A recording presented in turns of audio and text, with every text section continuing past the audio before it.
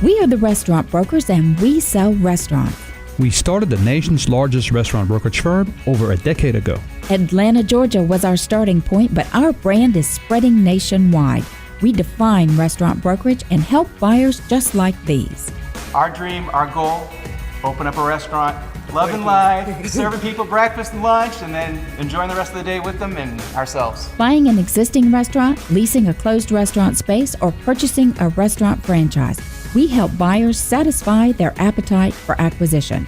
I'm part of a husband and wife team with this fella. Working with my wife has been a lot of fun. The ultimate goal for everybody here is to make this work. And because we have different strengths, we bring different angles to the deal. The process begins with our powerhouse website, WeSellRestaurants.com, where buyers sign online confidentiality agreements and browse restaurants for sale. Then we send buyers undercover to check out a restaurant and decide if it's the right one for them. Buyers get our proprietary business analysis tool with all the financial details on the business for sale. After studying the restaurant inside and out, it's back to our office. We are deal makers. We write contracts and negotiate terms for buyers and sellers. That's why we sell more restaurants than any other firm in the nation. We are the restaurant brokers. Our name says it all.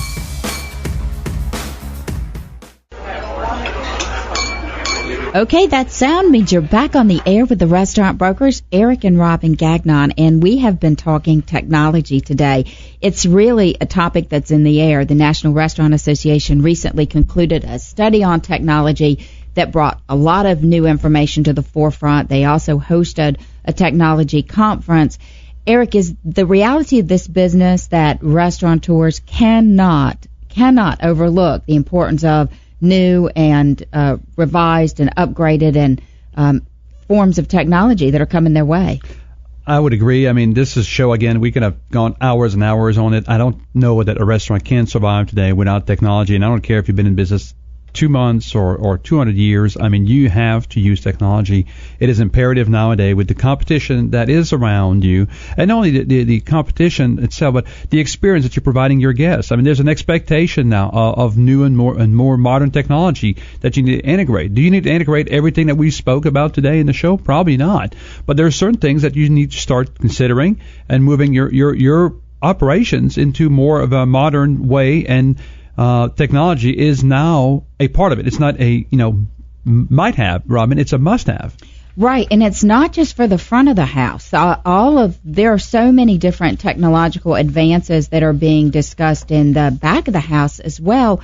And I will tell you that the one thing we didn't spend a lot of time on, and you and I are the numbers folks, we are always about that bottom line, but these are absolutely revenue impacting and bottom line impacting changes. Like the last guest, Andrew, was talking about, if you are able to take that dead Monday night and convert that into a peak time period because of the use of technology, and take that, that same fixed cost you have, you've still got that rent, you've still got that minimum level of staffing, you've still got that food sitting in the refrigerator or freezer that's going to has an expiration date. You are able to actually manipulate traffic into those dead areas or dead time periods and totally change your bottom line.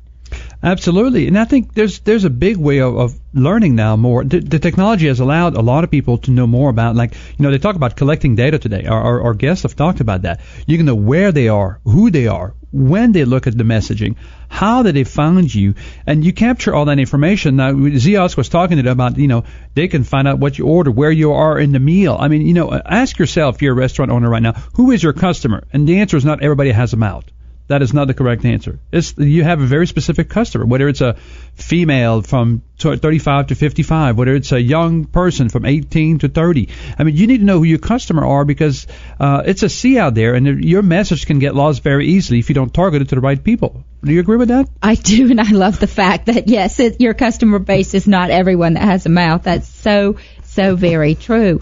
And I think it's also important to realize that this is not just a young person's game. This is not the millennial. This is not just the 18 to 35-year-old adopting this. They're baby boomers who are frustrated with time of service. Particularly, they love fast casual. Fast casual has experienced better growth than every other segment in the marketplace, in the restaurant marketplace, over the past pretty much decade. And folks that are going in for fast casual, that's what they are in the game for. They want good food quickly.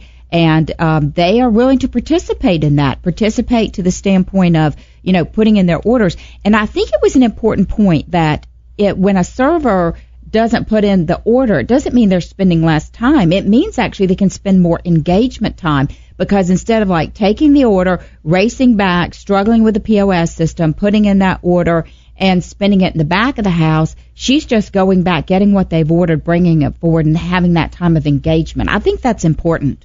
Yeah, and don't forget, this is not to replace your servers. This is to help. How many of you out there that are listening to the show right now that I've spoken to personally and talked to me about, my manager is not that great at going out to the tables and talking to people. My servers are just bringing the food out. They're not really engaging with the customers. Well, and that's okay. It's very difficult to find these great people because a lot of time they're somewhere else making a good living and they're not available to come to your place. But with this enhancement, a very good server, an average server, can become great because of that. A manager can integrate with that. Maybe there's a place in there where you can reach out, you can, get the right messaging that you are wanting to give to your customers through that technology. And one big thing that I've heard today that was very exciting to me, it is affordable even for the little guys, Robin. Right, and immediate feedback, because sometimes it's not that your servers are doing things wrong it's because they don't know. They haven't been trained. They don't have an understanding. So if you are getting feedback, and I know everybody's got the little thing where you pull off your receipt and circle it and say, oh, please go online and blah, blah, blah, and you can win $500 gift certificate, but give us feedback. Who's got time for that? But if you're sitting there at the table waiting for your credit card to process, and here pops up 3 questions. Please rate your experience on a scale from 1 to 10. How was your server on a scale of 1 to 10? Friendliness, courtesy. What good was your food on a scale of 1 to 10? Then you get it in 5 or 6 questions.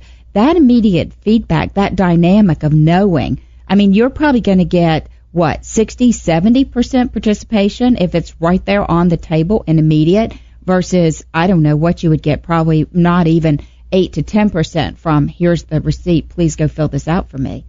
Yeah, now this is all an excellent point, and hopefully you guys taking notes and listening about this, because there's also customizing your offers. The Chitika, Andrew from Chitika talk about sending text messaging out. Well, that's been done, but there's a different way to customize the offer to that person, to time it. You don't have to plan 5 weeks ahead. It could be like, hey, it's 12 o'clock, our lunch is slow today. Let's go ahead and hit 1,000 people in the next 15 minutes. In the next 15 minutes, and one of his restaurants said they got a 10% bump into their sales. Oh, this is immediate. This is kind of the magic bullet everybody's looking for. Everybody looks for one thing to do that's going to bring a lot of people. This could be something that, if over time and you work it, can give you a quick push into some slow periods of the day, wouldn't it? The reality is, though, you've got to, and I know one of our guests actually said your inbox is overflowing, you've got so many people calling you, everybody says theirs is the magic bullet, and it is tough to actually sit back, take the time, go through the offers, and thoughtfully, strategically consider which is going to be the best. And maybe it's not an all-of-the-above approach. Maybe you need to say, I've got a times delivery problem, so I need to speed up service, and I need to get more throughput during my busy hours because I peak between 11 and 1 and I'm dead the rest of the day. Then maybe you need to look at things where you can use technology to enhance getting those customers through the process, and that might be allowing them to order, allowing them to pay. You've got to look at your business. And by the way, we've got lots of businesses on the market, don't we, Eric? And make sure it integrates with your system. Don't create more work. That's what our guest says today. And I agree with that, too. Make sure you don't create more work. Talking about that, we got something really interesting here in Tennessee, a little sandwich shop that you probably can use some automation in there and, play with it. This thing is actually in the suburbs of the Nashville area. And it's for sale for $150,000. It's open 24/7, actually, believe it or not, as a sandwich shop. I know, and here's the idea. 24/7, you can definitely bring some technology into play, and, you're not going to get a ton of people that want to work this graveyard shift. So how do you use technology to let that ordering system take over and integrate this old-time diner, because this is a great diner-type style restaurant, It's still got the old-timey seats that you sit at the counter, and yet you bring technology into that. That's mixing up the old and the new. And it was featured on the Food Network's Dinner, Dives, and Drive-In, so you can buy a piece of history. There you go. Well, that's all the time we have, and this happens every week. We have more to talk about and not enough time to cover it all. So the good news is you can visit our website. It's WeSellRestaurants.com. That's WeSell restaurants with an S.com. We are your industry authority and source for information. Our listings, our writings, our blog articles, and so much information can be found online. Visit us there. Until next week.